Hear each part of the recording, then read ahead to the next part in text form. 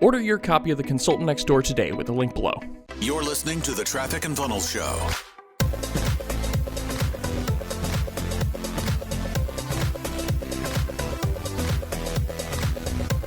What's going on, folks? This is Alan, the producer of the TNF Show. In this episode of the TF Show, Chris fields a question about a slumping sales team and digs into how to avoid the pitfalls of hubris and the disease of victory. Order your copy today of Chris and Taylor's new book, The Consultant Next Door, by visiting trafficandfunnels.com/CND.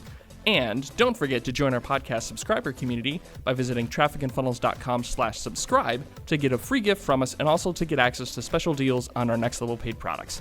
All right, let's get into the show.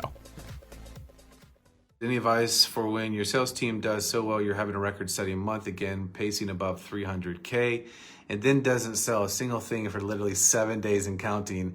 Is this a process problem, freak thing? Everyone just having a bad week at literally the exact same moment. All right, so here's the first thing that we need to address and that you need to know. If you've experienced this, when that happens, when it's just like seems like everything's going well, nothing could go wrong, and then all of a sudden it seems like everything is going wrong, i.e. you don't make any sales for 7 days. I'm interested if you have this thought of, oh my God, the economy crashed, it's COVID, it's like this was some fluke. Did you have that thought? Are you having those thoughts or those feelings where maybe you're like, man, I might need to sell this car. I don't know if I can afford Starbucks. I'm interested if that's the case. So I think this is an interesting cycle, and a cycle that can be avoided by installing the proper fundamentals into the team.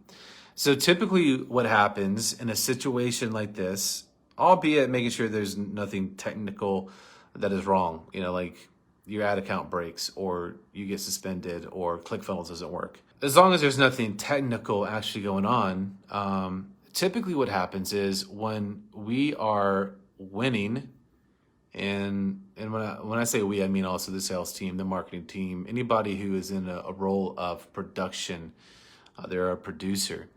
What is so interesting is that when we are winning as human beings, we tend to get this thing called hubris, where we get overconfident. And then what happens typically in this situation is we think, oh my God, we just closed 10 sales. Like I'm a super bad. That means I don't need to do the fundamentals anymore. I can stop doing my morning formula. I can stop setting however many calls I need to set, right? We take our foot off the gas pedal because we've arrived, we've won, we're just killing, like nothing can touch us. And so typically, many times people, they have used this winning as a thing to essentially help fix or serve their ego, their identity issues, versus understanding that really I'm a bad and I am locked in on the fundamentals in the process and showing up every day, no matter what the lag result is. Winning actually is, and my attachment to winning is not 10 sales or 100,000 in revenue. Winning is me showing up day in and day out, doing my morning formula, working out, taking care of my health, setting however many calls I need to set, having however many follow-ups I need to have, making sure that I'm doing everything that I need to do on the lead. Like that really is winning. And so I would imagine if I were to dive in and look at all your Slack channels and everything going on, that there is more of an attachment to the revenue, there's more of an attachment to the sales than actually the process. There's more winning attachment to the sales and the results versus the process. And so typically when hubris comes into the picture, I can take my foot off the gas pedal, and then we see within a few days the result of that, and that is a lack of sales. That is a lack of leads. That is a lack of money in the bank, right? So it's typically going to be a culture and standards issue. And you guys as leaders probably miss it. So I'd be interested in looking at all the data, where the behaviors started to decline, where the fundamentals started to decline. And then obviously the result is the 7 days of no sales or no leads, or whatever it might be for anybody who's watching this, right? So hubris is a big thing.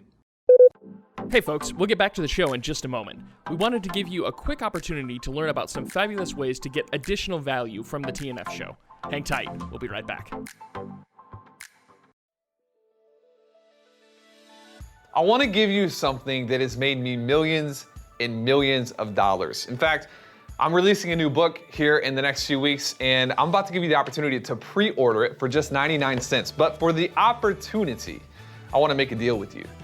Nothing is more insulting to me than this knowledge-hungry culture that consumes, but never implements. So I want you to make a deal with me before we go any further that not only will you pre-order the book, but you'll read it and implement it and share with us how it works for you in your own business, in your own life. And as a gift, I'm willing to trade you for over 30 hours of private information, private material we've taken our clients through.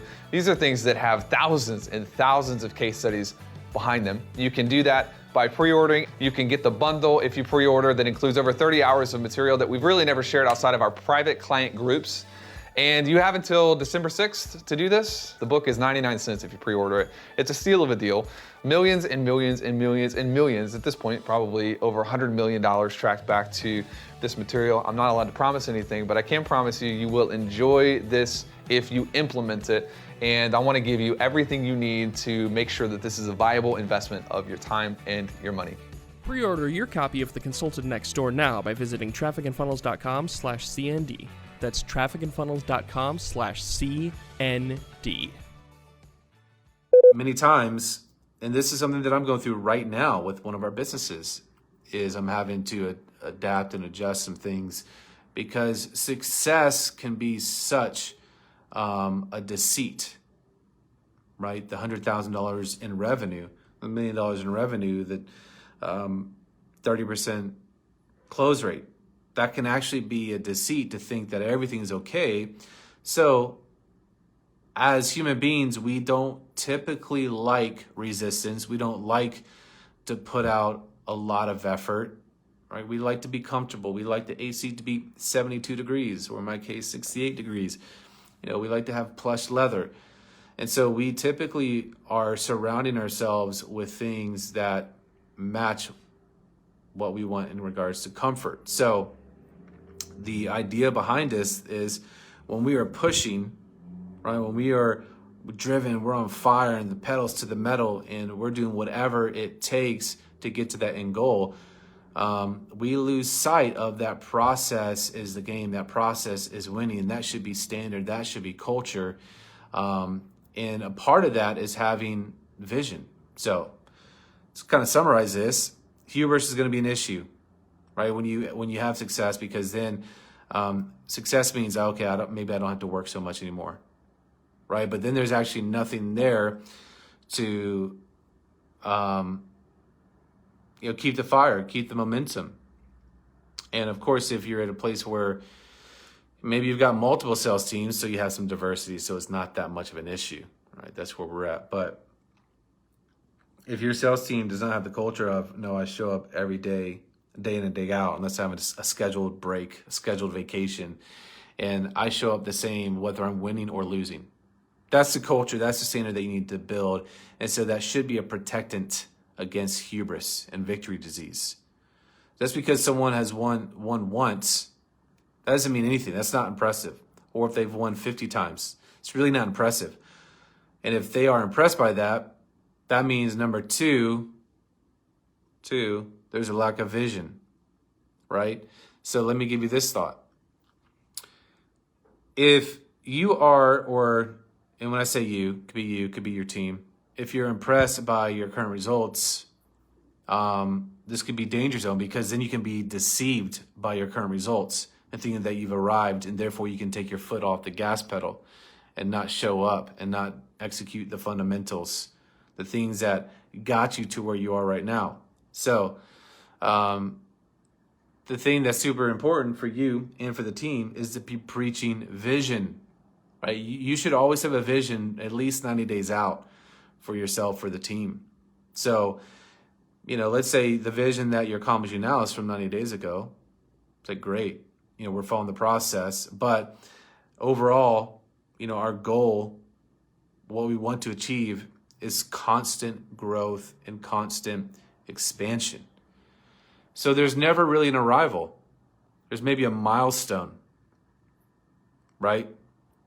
And so if you are looking at, oh my God, I did $100,000 in revenue, I'm such a bad.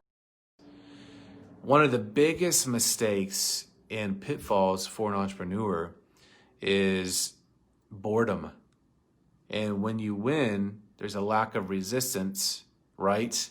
Because, we've hit this milestone, it's $100,000 in revenue. That was kind of the dream, but there was nothing stacked behind that to be the pull to keep driving. You follow me?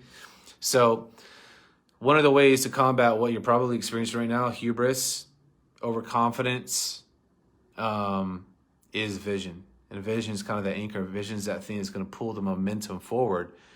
It's like, okay, great, we did $100,000 in revenue, hashtag extra bacon. It's kind of a saying that we have.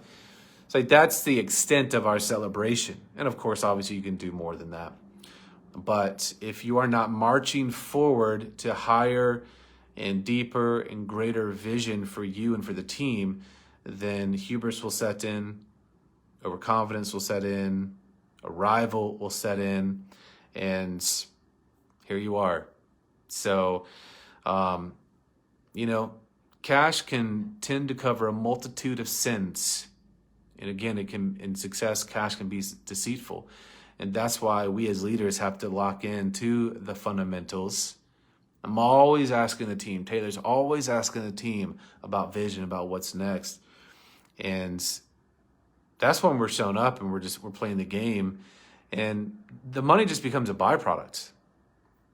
And so when we are all as a leadership team and team with the company, all of our employees, when we're all locked in on the same thing, and that is we all want to get better in our own right, then we all should be creating higher and better vision for ourselves as people, for entrepreneurs, for dads, for moms, for husbands, for wives, for CEOs, for marketing directors, for whatever, right? And so that's kind of the thing that we leverage as leaders is that continual expanse. And that's the thing that we're always talking about. We're always asking, what's next? What's your vision? What do you want for, notice that many times people who lack vision, they stop. They don't continue to grow. They don't continue to expand. And that becomes, I think, dangerous territory. Thanks for listening. For more from Chris and Taylor, visit trafficandfunnels.com and get a free gift just for being a subscriber. That's trafficandfunnels.com. Order your copy of The Consultant Next Door today with the link below.